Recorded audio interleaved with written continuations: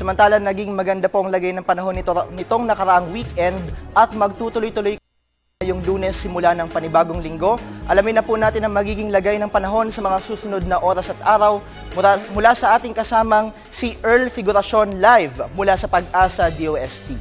Earl, magandang umaga. Magandang umaga, Bench, at maraming salamat. Magandang umaga, Pilipinas. Mga kaibigan, nagbalik na nga ang hanging amihan sa ating bansa, ngunit ang hilagang bahagi lamang ng Luzon ang naaapektuhan nito, kaya naman mananatiling mainit pa rin ang ating panahon. Makakaranas ng maulap na kalangitan ang hilagang Luzon at dahil maulap ay asahan natin at paghandaan na po natin ang mahihina at pulong-pulong pag-ulan. Samantala, ang Metro Manila at ang natitirang bahagi ng bansa ay magiging bahagyang maulap hanggang sa maulap. At dahil nga po doon ay mayroon din po tayong pulupulong pag-ulan o pagkidlat pagkulog, lalo na pagsapit ng hapon. Ngayong alam na natin ang forecast, atin namang silipin ang temperature sa mga piling bahagi ng bansa. Mga kaibigan, ayon kay Pag-asa weather forecaster Connie Dadivas, bahagyang bumaba ang temperatura sa dagat Pasipiko. Kaya naman hindi gaanong mainit ang dalang panahon ng easterly sa ating bansa. Halina't mag-temperature check tayo.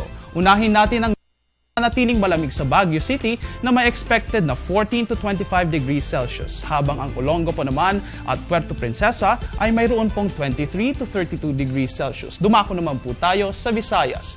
Ang Iloilo at Bacolod ay nananatiling mainit with 24 and 32 degrees Celsius, habang sa Tacloban makikita po natin mayroon po itong 24 to 31 degrees Celsius. Maganda po ang panahon, kaya maganda rin na tayo ay gumawa ng mga gawaing bahay ngayong araw na ito. At sa Mindanao, ang Metro Davao at Cagayan de Oro City ay may expected temperature na 24 to 31 degrees Celsius. Habang nakikita naman po natin sa Zamboanga na meron po itong 24 to 33 degrees Celsius. Magsuot na lang po tayo ng sombrero at magdala ng bimpo at payong para maibsan ang init ng araw na ito.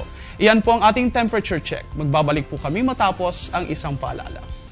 8:49 ayon sa Philippine Standard Time at iyan po ang latest mula dito sa Pag-asa DOST. Please check our official media accounts and our website para sa latest information tungkol sa ating panahon.